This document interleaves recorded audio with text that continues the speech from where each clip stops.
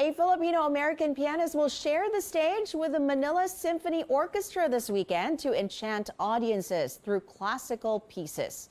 Classical concert pianist Victor Asuncion joins us now. Welcome to The Final Word. Thank you for having me. It's a pleasure to be here. You know, fresh from your plane ride from the U.S.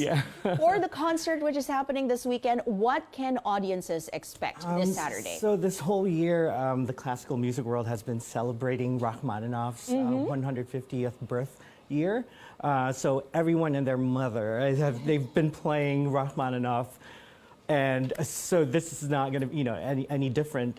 So we're playing Rachmaninoff's Concerto No. 3, which is arguably the most difficult piece ever written for the piano with orchestra. And so it's sort of a Mount Everest for pianists such as myself. So you are enjoying the challenge. Am I? I'm not sure. But how do his pieces, because you said everyone and their mother, in the classical scene, play this. So not this one. Oh no, I mean his his pieces. Music, yeah. So how does his music kind of connect with you? Rachmaninoff is well known for his ability to write the most memorable melodies, and even translating into pop music. Like Eric Carmen borrowed his music and wrote like All by Myself, using like a movement from his piano concerto. And then there's also Full Moon and Empty Arms, which is like an old song that's also borrowed from Rachmaninoff's concerto. So he has this really innate ability to connect to listeners. I think partly because he's Russian and he grew up in the really, really cold weather and drank a lot of vodka.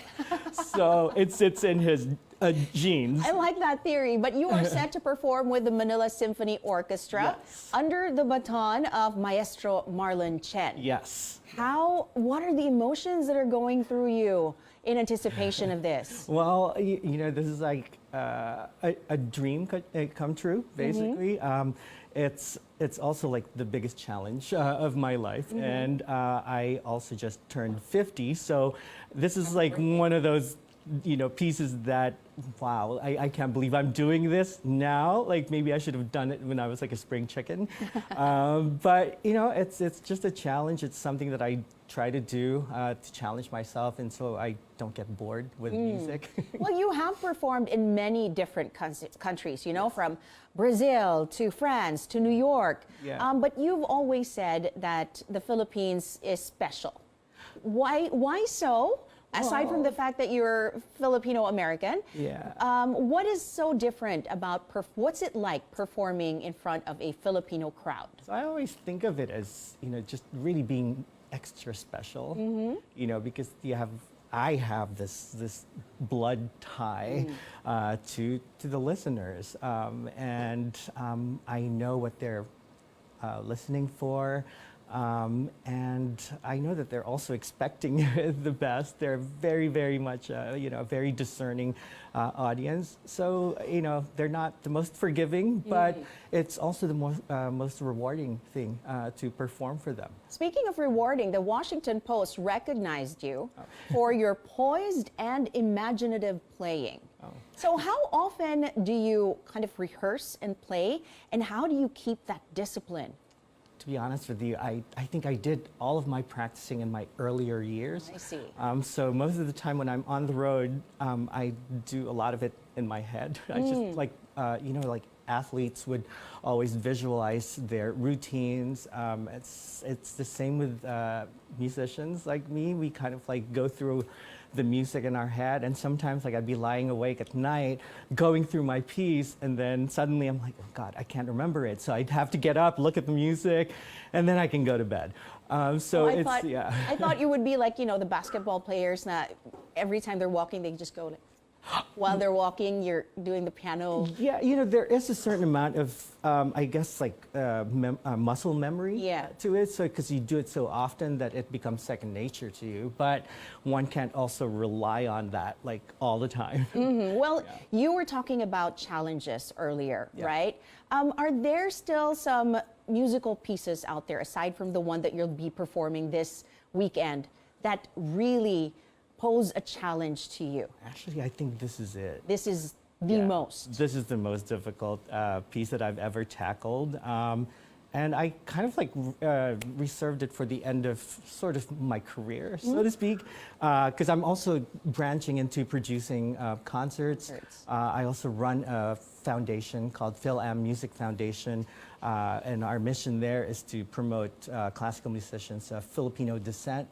So it's just a way to diversify, so to speak. So this challenge is just one challenge, and then I will move on to other things. But hopefully keep performing every once in a while. Every once in a while. We miss you, right? But you mentioned the Phil-Am Music Foundation. Yeah. How is the organization doing? Because you started this, what, like 2018. 5 years ago? Yeah. And then the pandemic came? Oh my goodness, yes. So how is it doing? We were actually on a roll, and we were raising money really well, and then March 2020 hit. And in fact, I was in Italy when that happened, and I just managed to escape, like, because I was judging a piano competition, and my plane was one of the last to leave Italy, and I just made it back home to Chicago just in time, and basically everything just shut down. I think we were no different from any other musicians around the world. To me, I was actually kind of grateful for the break, because before that, I was the boy who couldn't say no. Yes. Like, I just basically said yes to every opportunity without really, any regard for whether it was good for me or not. So, having that forced pause was really actually a blessing in disguise. So it's kind of a reset, but things are picking up now, and they you are doing well. Absolutely, How are you now promoting classical music to a wider audience? Well, we are actually trying to basically diversify, as in because of the pandemic, we opened ourselves to a lot of virtual concerts. And because people couldn't go to concert halls, so I opened my living room, and I had our scholars, our young artists, play concerts, and we called it From My Home to Yours. And so it was something for them to do, or something for them to earn a little bit of money while everything was shut down. But I mean, it was really a big challenge, especially for arts organizations like mine. So I'm sure that a lot of young musicians look up to you. What is your message to those musicians who want to get into music and really just play classical music?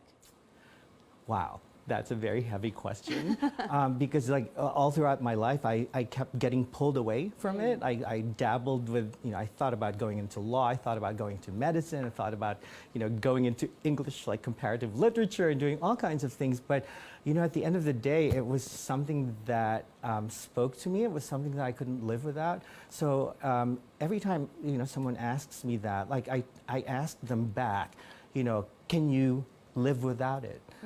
Can you not, can you picture yourself waking up in the morning and just thinking, oh, I've got numbers to crunch today, or I've got laws to write. We're so lucky that, we wake up in the morning and I'm like, oh, I can't wait to play some Rachmaninoff today.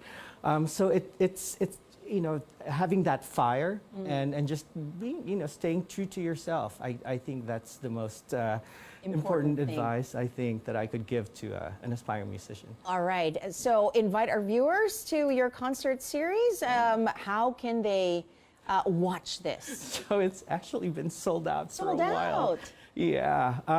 It's going to be at Ayala Museum at 7:30 p.m. on Saturday. So Congratulations. Yeah, I mean, it's a great problem to have.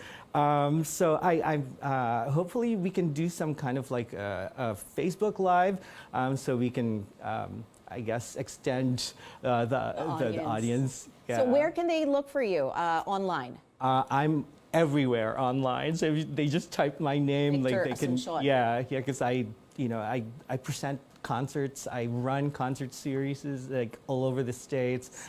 So I'm kind of like all over the map. So wonderful. We look forward to more content from you online as well. Thanks. Classical concert pianist Victor Asuncion.